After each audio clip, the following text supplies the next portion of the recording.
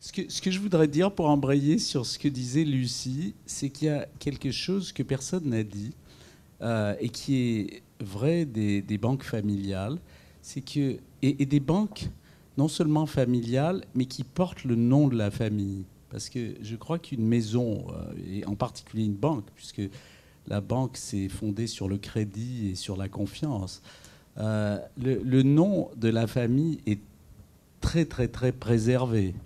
Enfin, moi, quand je suis rentré dans cette maison il y a presque 12 ans, j'ai fait une enquête auprès des salariés et, pour demander ce qui était important.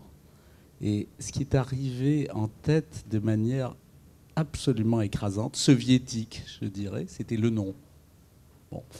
Et en fait, si vous regardez après la crise, même si, Jean, tu ne veux pas l'appeler la crise, mais la guerre, disons après la guerre, ce qui est arrivé, c'est que, qui n'est pas fini, oui, mais il y a une armistice. Je ne sais pas combien de temps ça va durer. En fait, ce qui s'est passé, c'est que énormément de grandes banques ont perdu leur management et leurs actionnaires. Les actionnaires ont été nettoyés. Il y a des augmentations de capital qui ont été faites, mais ce n'étaient plus les mêmes. Les anciens, ils étaient ratatinés, et donc ils ont changé d'actionnaire. Et une banque familiale ne peut pas changer d'actionnaire, parce qu'elle perd son principal actif. Donc les managements ne font pas du tout la même chose. Vous aviez une question, Michel ? Non. Ah, bon, c'était une intervention. Non, vous m'avez gratté sur mon Calimero. C'est très mal. Non, mais je rebondirai sur ce que disait Michel. Il y a encore une autre, c'est la crédibilité. C'est-à-dire qu'un nom, aussi ancien que Rothschild, mais il y en a.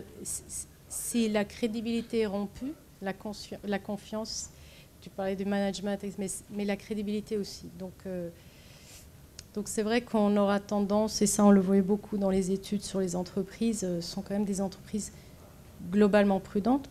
Comme le disait Lucie, on investit pour nous-mêmes, on investit pour les clients comme pour nous-mêmes. Donc on est quand même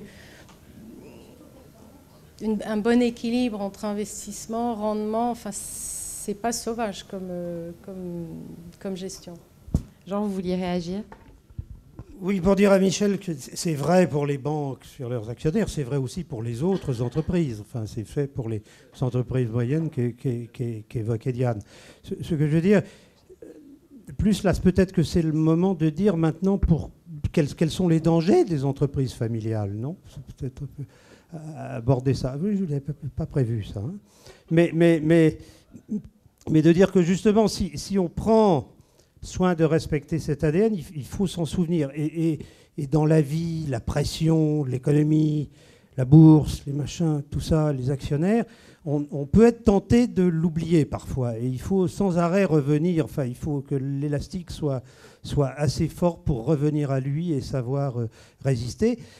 Et pour répondre à un bout de la question de Bertrand, que ces entreprises aient un capitalisme fort familial, ou que cet actionnariat soit stable en ayant gardé les formes que j'évoquais tout à l'heure, que ce soit des commandites, que ce soit des fondations dans des grands journaux, par exemple comme Ouest France ou comme Centre France, tout ça, qui assure une pérennité et qui assure à la gouvernance, un mot que j'aime pas bien, mais enfin ce qu'on appelle maintenant la gouvernance, une espèce de calme, quoi, de calme face aux événements, face à la concurrence et face au progrès de la technologie.